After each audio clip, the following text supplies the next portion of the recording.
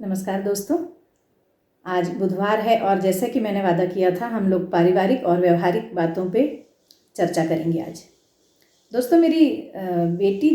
छोटी बेटी जब छोटी सी थी 2-3 साल की, तो वो जब राखी बांधने के लिए जब सब जमा होते थे परिवार में, तो अपने कज़िन्स को राखी बांधने के समय वो बहुत ज़्यादा शर्माती थी और रोने लगती थी। फिर तो ज़्यादा फोर्स करने पे रोने लगती थी कि मैं राखी नहीं बांधूंगी। तब हम लोगों को समझ में नहीं आता था कि ये क्यों इस फंक्शन में एक्टिव नहीं रहती है। हालांकि उतना छोटा बच्चा नहीं बांध सकता, उसे नहीं पता होता कि कैसे राखी बांधना है, लेकिन उसके बाद भी फंक्शन में सारे बच्चे शामिल होते थे और वो थोड़ी सी शर्माती थी। जब वो 5-6 साल की हुई तो हम लोगों ने उसको फिर धीरे धीरे उसके साथ मदद करके उसको सिखाया कि नहीं ऐसे बांधते हैं, ये करना चाहिए, तो फिर वो सीख गई। लेकिन यही वो समय होता है जब बहुत छोटे बच्चे अगर किसी ऐसी बात से कतरा रहे हैं, मतलब किसी के सामने जाने से या अपना परिचय देने से या किसी से बात करने से या किसी फंक्शन में किसी के सामने जाने में इतनी छोटी उम्र से अगर कतराते हैं, तो इसका अर्थ है कि कहीं ना कहीं वो एक तो उनमें संकोच होता है, दूसरा कई बार ऐसा होता है कि उन्हें लगता है कि उनसे कोई गलती ना हो जाए, उन्हें नहीं आता और इस वजह से वो डरते रहते हैं कई बार। तो थोड़े से जो लेस कॉन्फिडेंट बच्चे होते हैं वो ऐसा करते हैं बहुत बचपन में, लेकिन यही वो समय होता है कि उन्हें पहचान कर हम लोग उन पर थोड़ी सी ऐसी जिम्मेदारियां डालें इस तरीके की, ताकि वो अपना व्यवहार, अपने हिस्से का व्यवहार सीखें। एक बात जानना बहुत ज़रूरी है कि हर बच्चे का, अगर वो 5-6 साल का भी हो गया है, तो उससे थोड़ा थोड़ा सा सिखाएं कि परिवार में किसी की अगर तबीयत खराब है तो उससे पूछना सिखाएं, और किसी का जन्मदिन है तो उससे विश करवाएं, उससे फ़ोन देकर कहें कि उससे, जिसका भी जन्मदिन है उससे परिवार के लोगों को विश करो। तो इस तरीके से उसे बातचीत का एक व्यवहार का तरीका आता है, व्यवहार का तरीका वो सीखता है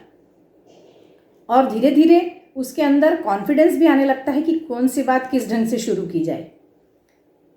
जो बच्चे कतराते हैं उनका एक ही कारण होता है कि वो ये जानते हैं कि कुछ कहीं हमसे कोई गलती हो गई तो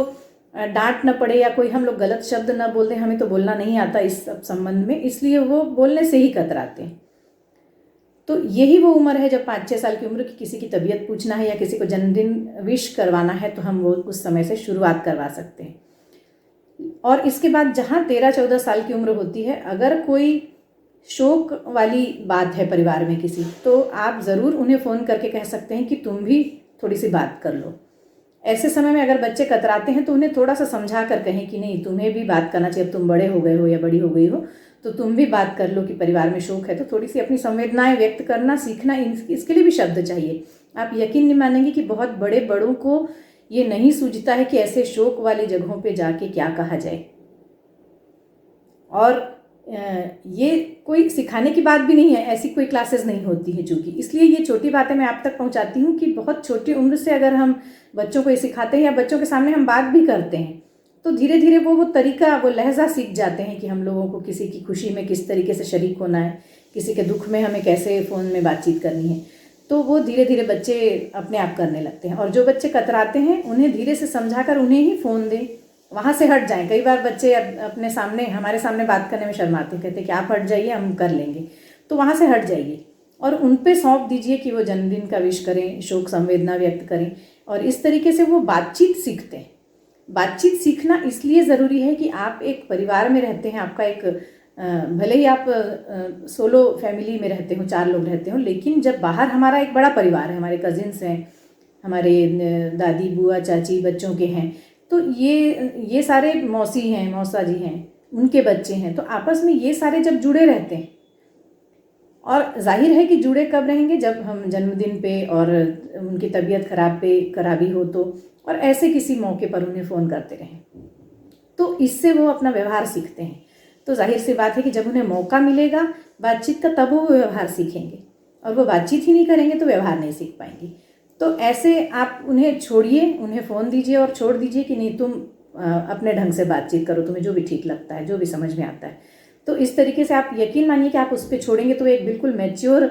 यंगस्टर की तरह बिहेव करेगा, और धीरे धीरे इन स्थितियों को, जो विपरीत होती हैं, थोड़ी सी शोक का समय भी है अगर, तो वो उन्हें उसमें कैसी बातें करना वो सीख जाएगा। तो आज बस इतना ही कि अपने छोटे बच्चों को भी, बहुत छोटे बच्चों को भी घर के जो परिवार में निभने वाले वे जो व्यवहार हैं उनके बारे में बातचीत करना सिखाएं, फ़ोन करना सिखाएं, बधाई देना सिखाएं, संवेदना व्यक्त करना सिखाएं, तो आज बस इतना ही, फिर मिलते हैं अगले किसी कार्यक्रम में, अगले बुधवार को अगले किसी विषय के साथ। धन्यवाद।